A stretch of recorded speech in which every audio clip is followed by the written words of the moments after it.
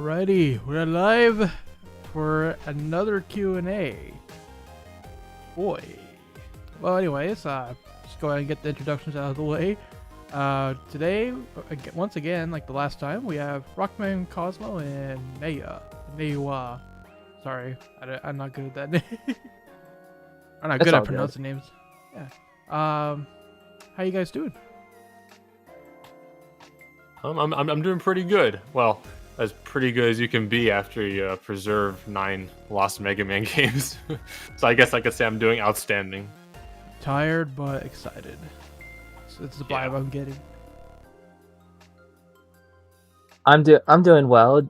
Same as RockmanCosmo here. It's excited and a little bit exhausted as well.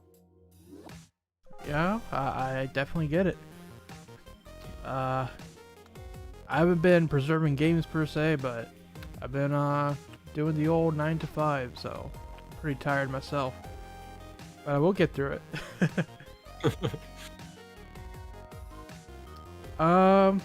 Yeah, I see a bunch of people: Chad, Dachi, Mega Man Zero, Master Chief Snake, Ghost, and Bull Mouse, and Alexander. Thank you all for coming. I'm gonna need you guys' help today, because can't be the only one asking questions. If you guys got any questions, definitely sound off in the chat, and we'll get to as many as we can. But to start things off, guys, start with you, RockmanCosmo. Introduce yourself a little bit. Yeah, hi everybody. I'm RockmanCosmo, also known just on short as Cosmo. I am the leader of ShadowRockZX, which is basically the team that was preserving these lost Mega Man games on Japanese flip phones. Like, when I did this live stream, like, what was it, all the way back in 2022, I think, December 2022, I don't think we even had a name yet. Like, I didn't even know that ShadowRockZX was our real name until, like, like the middle of last year. So, I didn't even know that when we last did a stream. Yeah, I had no idea. I remember I was writing one of the blog posts, and then I asked one of the team members, and he was like, "Oh yeah, we're ShadowRockZX," and I was like, "What?" It's a cool name, but yeah, that's the name of the team though. Now I can finally say ShadowRockZX instead of Rockman Feature Phone Game Preservation Team. Like, that's a bit that's long, a mouthful. Yeah, so yeah, that's what I am though. Just the leader of the team. Do outreach, write articles on it, help manage stuff, but ultimately it's a big team effort. So yeah, it's been an incredible past few months, and I can't wait to talk about it. Awesome. And introduce yourself, Naoya. So I'm Naoya, and I have been helping RockmanCosmo with the cell phone game preservation. I've also been helping out with finding other games such as Professor Layton, Final Fantasy, and just about any other game I could possibly find on these feature phones. Sweet. Well, with that out of the way, I guess let's just kind of recap the audience a little bit. What exactly have you guys accomplished over the holiday break? Well, yeah, we basically preserved 9 lost Mega Man flip phone games. All of these were released in the early 2000s, exclusively in Japan on flip phones. So most notably, the 2 games that will catch a lot of people's eyes are the full Rockman.exe Phantom of Network and the full Rockman.exe Legend of Network. Those were 2 Japanese exclusive spin-off. Well, not even spin-off. They're just kind of like mini entries in the Battle Network series, and those are previously totally lost. But now we have preserved the entirety of them, as well as the last island from Rockman Dash Great Adventure on 5 islands, and then a bunch of like little mini games like Rockman GP, that's like a racing game, Rockman Bug Sweeper, that's literally Minesweeper, Rockman Panic Fire, that's like a clever puzzle game.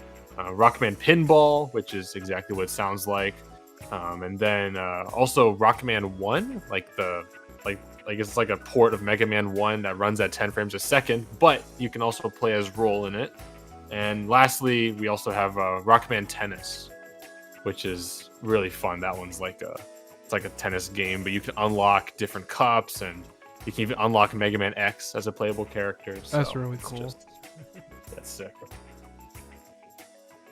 Yeah, Rockman Tennis over here doing the collabs before Dive ever has.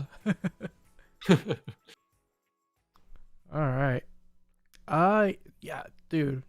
That was exciting. Like when you guys preserved all these games pretty much all at once. At least that's what it looked like from the outside. Mm-hmm.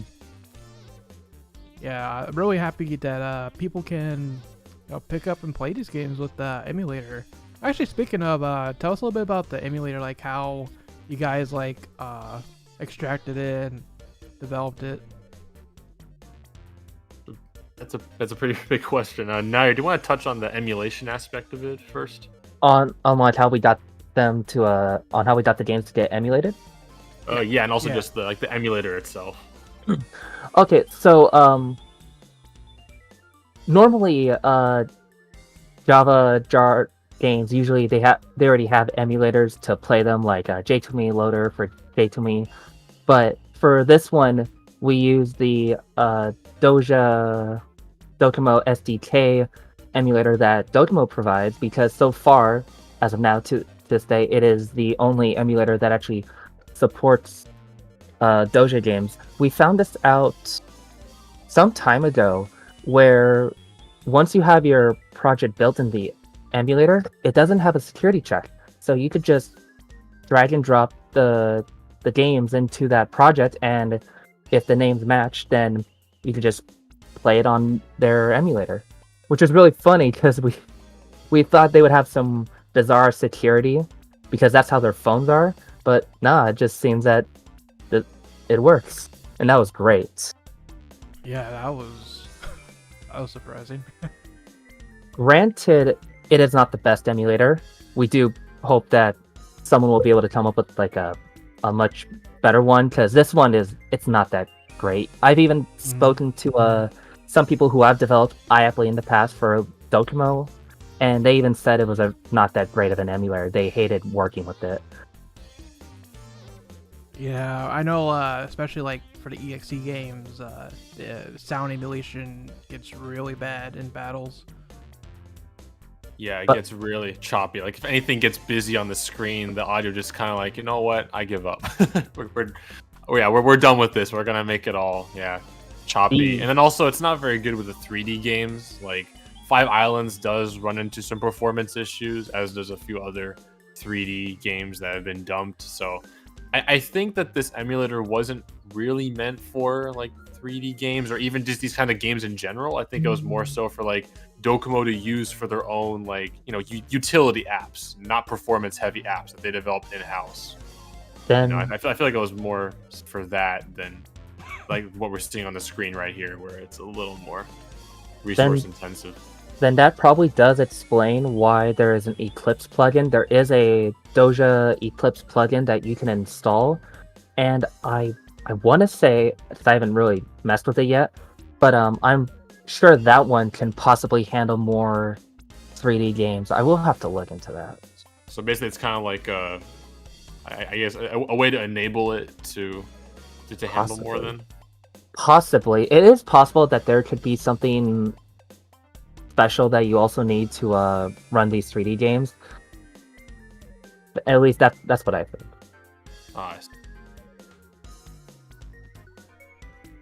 My gosh, I can't believe that I'm looking at the Five Islands Docomo game and that it's I know, right? Here on, because these games are just after Legacy Collection got released, and we haven't heard anything officially from Capcom about them releasing or wanting to release Phantom and Legend again. So this is really nice to see. Yeah, I think like the only hint that they might want to port it is when like this interview. I think you explained this in the last interview, but yeah, there was a like a 20th anniversary interview a few years back where the guy doing the interview brought it up with the development team, like, hey, people are actually interested in having these games ported, and one of the devs was like, yeah, I did not know that. I'll have to, keep that in mind. Something to that effect. Yeah, and then as we can see, I guess not much is happening on that front for the time being. Like, I'd love to see these re-released, as cool, but I don't know. I think it's like it's kind of funny how now we can just casually say, like, yeah, we can now play Phantom Network the full game and 5 Islands and stuff. It's like, I don't know, it all happens so fast, and now we're living in a world where we can play these games, and it's kind of like, I don't know. I don't want to take this all for granted. How like a year ago this was considered like not possible. It couldn't even happen yet. So yeah, but that's the emulation side of things, though. We're like, one of our team members, named Zur, they are developing. It's like a Java virtual machine, so it's not technically an emulator, but in a way, it's kind of an emulator. But it's called Squirrel JME. And that aims to be like a totally comprehensive JME emulator, which will include support for these Docomo Java games. So, like, they're like the recent influx of these game dumps. Like, it's not just these Mega Man games that have been dumped. Like, a ton of other lost flip phone games have been dumped, thanks to these methods that we'll go on about later in this. But basically, because of all of these games that they have to work with, it's easier for them to develop the emulator because you got material now. So, yeah. Speaking of that, So, yeah. that was like the first question we got from Mega Man Zero, which is how hard was it to get those game files? And that was easy as it was for flip phones. And yeah, I guess now's the time to talk a little bit about the dumping method that you guys used. Whew.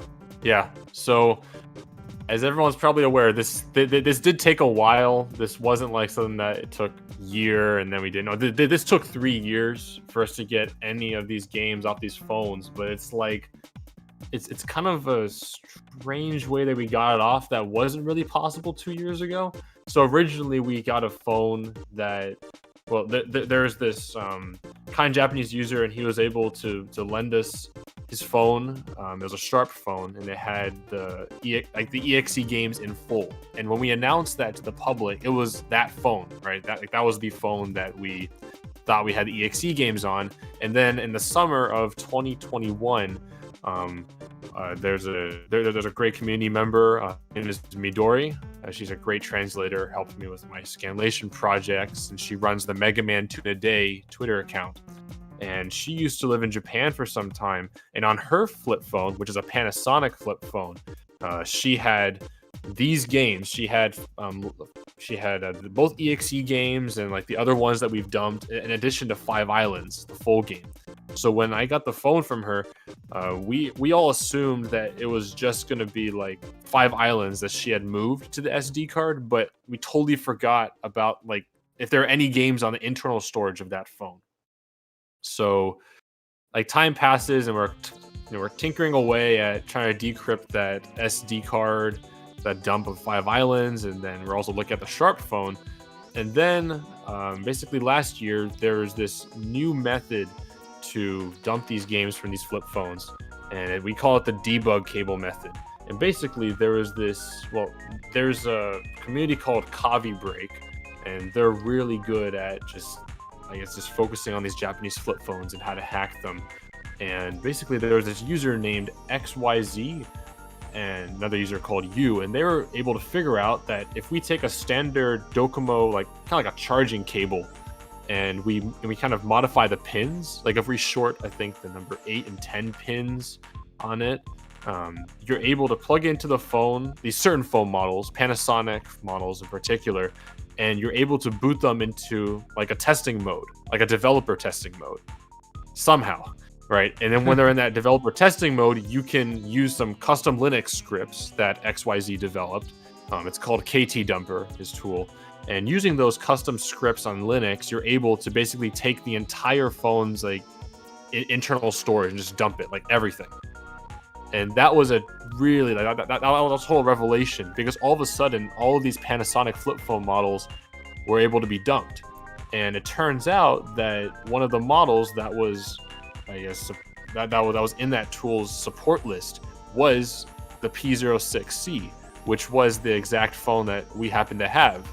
However, we were just kind of like, wait a minute, maybe we can try dumping the internal storage of this phone, if it has any games on it. And then we go back to like super old messages, and it turns out, wait a minute, yeah, we do have games on this phone, except that Midori had told us that she did not have the full EXE games. She said, oh, I did not buy the full games. It was just like, first chapter, maybe 3 chapters of one of them, but it wasn't like the full games. So when we dumped the games off the phone, our team member, Good Tofu Friday, he's also the guy who dumped the BCS cabinet. So he's a legend. He was able to get one of those modified cables, and he dumped that phone. Pretty smooth process. And then after that, it took a bit of work to read the file system, because it's not like when you dump the phone, all the files are just there. Now they're all in a weird custom file system that's used by this phone. So then we were the team was looking at how to find a way to read the file system.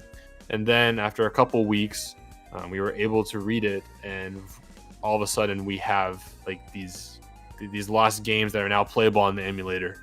And that was just, I don't know, the feeling was incredible, because it's like we already had the phone dumped. We're all holding our breath to see if that file system was even readable, because this is not a file system that's found everywhere. But it was able to be readable, and then we got the game files, and I won't forget it. It's like, what was it, 11 p.m. on Christmas Day? It was like December 25th at 11 p.m. Yeah, almost midnight. I remember I got the game files, and I booted up on the emulator, and like I just saw, like, it was Phantom of Network. That's what it was. I booted up Phantom of Network, and I saw the game opening, like just like the little PET screen, and then the title screen showed. And the music just came blaring out, like the title screen music. And I mean, it was so overwhelming in the moment, because I just realized I am the only person on the planet right now that is probably playing, Phantom Network. And I cried, because it was just just an incredible feeling, like 3 years of work, and it's all finally come to fruition, so Yeah, that was just that's amazing. incredible. But yeah, and as many people probably know too, it's like we initially announced it as, oh, it's just the first 3 chapters of Phantom of Network and the first chapter of Legend of Network, because that was the truth. On Midori's phone, she only bought the first 3 chapters of Phantom of Network and only the first chapter of Legend of Network. That was it. However, on the phone, she was locked to that. It was like a paywall, basically. And it turns out that when you purchase those games, they actually download the entirety of the game, but they lock off chapters until you pay for them. So basically on the phone, that check was there, so Midori could not progress past chapter 1 or chapter 3. But once these files are off the phone, that check is no longer there, meaning that they're actually full, like that's the full game. So we had no idea at first. And I remember, like, when I was drafting the post, I was like, all right, I got to use really specific language to make sure people don't jump to conclusions that it's the full game. And then people start playing the full game, and I start seeing, oh, wait a minute, why are people reaching chapter 5, now chapter 6, now chapter 7? And we're all like, oh no, like, did we really just preserve the whole game without us knowing? So Oops. I had to do a major, like, hold on a second, guys, that we actually did preserve the full game. So yeah, that was an extremely welcome surprise. And then, of course, people might be wondering, well, how did you get the 5th chapter of 5 Islands? Because I was saying before, the full game's stuck on the SD card, right, encrypted. And yeah, the 5th chapter of 5 Islands, including Rockman Bug Sweeper and Rockman Panic Fire, those are found in the deleted files of the phone. So I guess they weren't deleted after all. So what we're assuming is that when the games were moved to the SD card, we're guessing that they were kind of copied and then deleted. So there's a chance that, like, there's some deleted fragments of the data, and it turns out that one chapter was in the deleted data. But yeah, that's kind of how it happened. And in my Rockman Corner article, there's even more details about that. But yeah, I just believe I put that in the description. All just. I almost can't be surprised that the whole game was downloaded. Wouldn't be the first time that Capcom's done on disc DLC and that kind of thing. Yeah, just boggles the mind. Oh man. Let's see what else we got here. People. Someone did ask if like we're kind of keeping it to the lost games, and yeah, for now, that's the main topic. But yeah, once we're done with that, I mean, we'll probably open it up to like more general things. Yeah, now and I can give our very hot takes on Mega Man games. I don't know.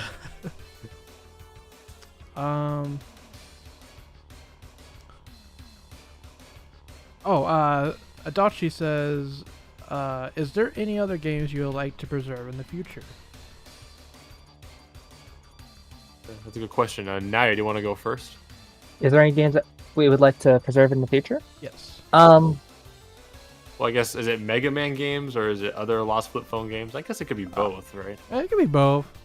I'm gonna assume it's both. Well, ideally, I would like to get the rest of the other Rockman games if we can find someone who's willing to assist on that part. I think we still have some other kind of mini games that have still yet to be found, right?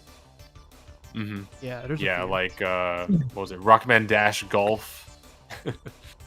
And then there's obviously other games like the Professor Layton games, Final Fantasy VII, or Final Fantasy games in general. Square Enix has a few of those games, and Capcom has other games besides Rockman for iMode, like Street Fighter, I assume.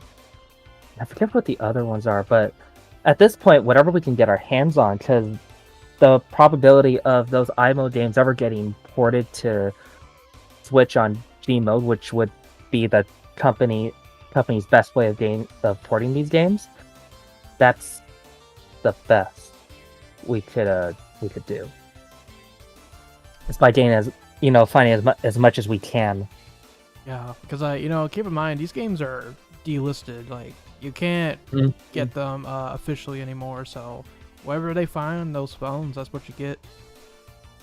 Games like Rockman Fan of the Network, Legend of the Network, the Persona game that just recently got ported to Gmode, those have very high chances of getting ported to Gmode. Like Persona Atlas has been porting a lot of their iMode games recently, which is really interesting. But the small these little mini arcade-like games or little mini games, the chances of them getting ported just looks very low. That's one of the main reasons why we do this. Plus, there's just no way to get them anymore, sadly. Yeah, the mini games really are the ones I think are the hardest. Like, this is all speaking in relative terms. All of these are extremely hard to get in the first place, but really the mini games are difficult because they're kind of treated as the disposable ones, like Mega Man Pinball. That's Mega Man Pinball. So it's like, there's a higher chance that someone's just kind of like, oh, Mega Man Pinball, let me just play it for a bit, and then off it goes. I'll just delete off the phone, No. Whereas I'm like, that's me, yeah. Yeah, there was that part in the gameplay video where like I was on OBS, right? I'm recording pinball, and I had a horrible time recording. It took me like 3 tries. I kept dying in the beginning, so I left my mic on by accident. I did not know until I exported the video, but it took me like an hour to get this kind of gameplay. So I was like, you know what? Let's just leave it in. But yeah, so that's the thing with the mini games. As I said, they're more, for lack of a better word, disposable. So more people are likely to delete them. There is one other thing I do want to say is that there are some people actually looking into the possibility of sideloading these games on Docomo phones. And I will say they do run a little bit better on Docomo. These games would run a little bit better on Docomo phones. Yeah. And these, like for example, someone recently actually attempted to sideload the games on one of the Docomo phones, but ran into some SIM card problem. But the nice thing is that in terms of when it comes to extracting phones or transferring data, you really don't have to destroy the phone to do this, which is really nice because these phones have a really interesting style and components in them.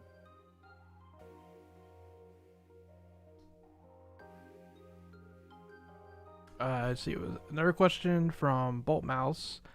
any plans for English translation? And personally, I have heard, actually Prof9, he's the guy that's done a lot of mods and like English translation work for the EXE series.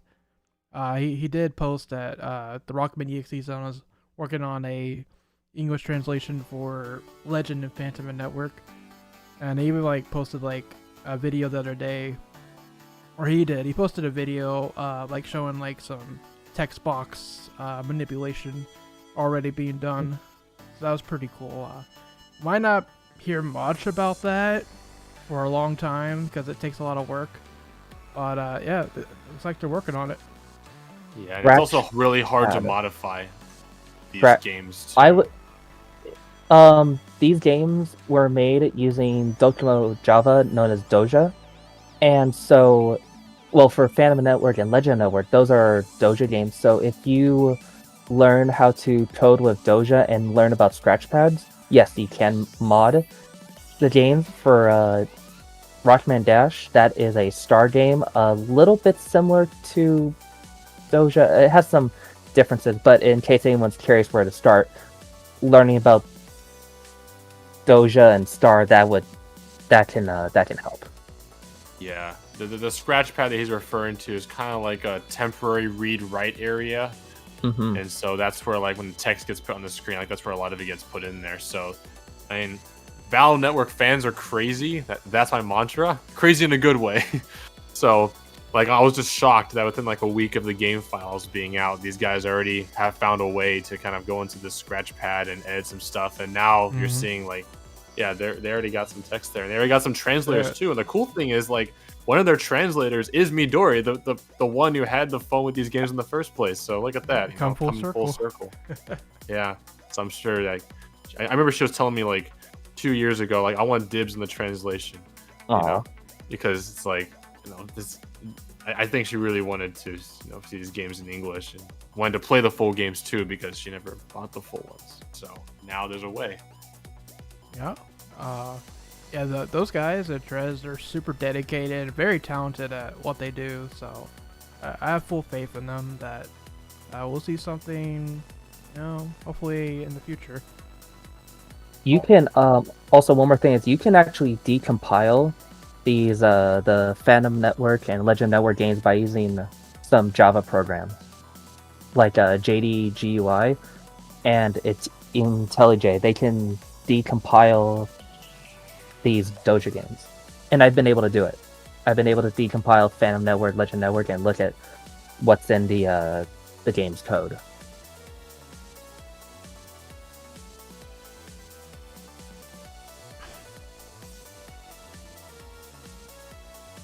And then what's next? Are we just reading comments? Kind of scrolling through the chat here. Oh, okay. Let's see. Could we do them? For Mega Man Zero, did Cosmo and Naoya ever have any worries, fears, and obstacles during this ordeal? I'm sure they must have run into some hurdles. Oh yeah. Oh yeah. Oh yes. We did. Yeah. Where to start? Yeah, I don't know exactly where to start. I mean, it took us 3 years. That's probably pretty telling that we kind of ran into some roadblocks.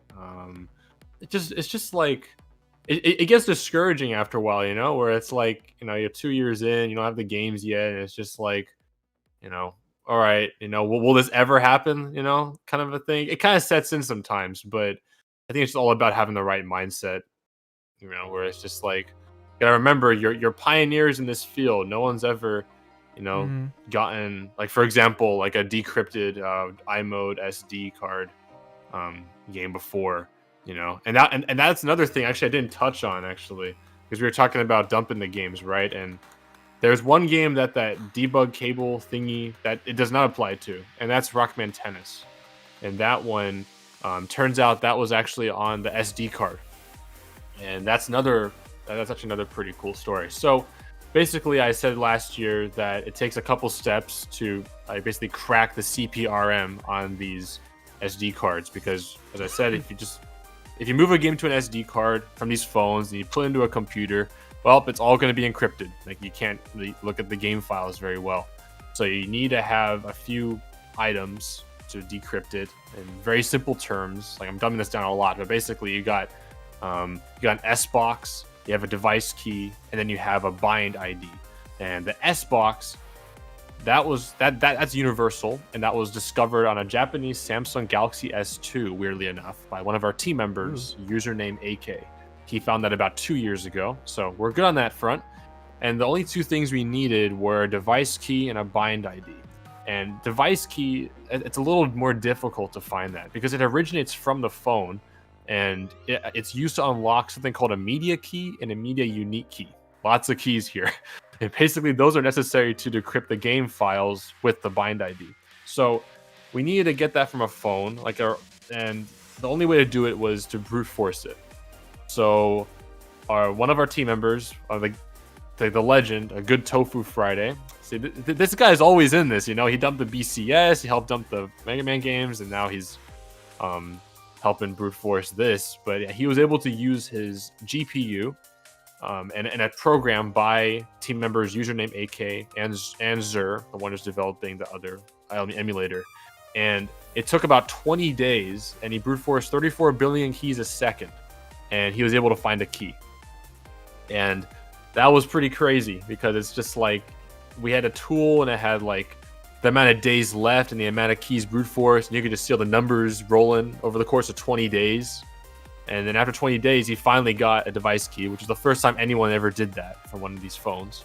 So that was a big step towards it.